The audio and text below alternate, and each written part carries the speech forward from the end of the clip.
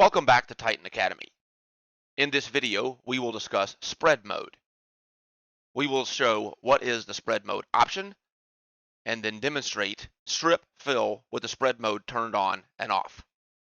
As we have mentioned in prior videos, elements that are added to Titan Web must be added within the content area of the canvas. These elements cannot be dragged outside of the content area, which is these two red lines. However, this does not apply to the strip fill property. If you select your strip, then go to the styling elements, strip, fill, we can fill the strip with a solid background color. The strip fill has a property called spread mode. When enabled, spread mode will make the fill overflow and spread outside of the content area to take up 100% of the screen width. If you want to have the fill apply only to the content area, you can simply turn off the spread mode checkbox.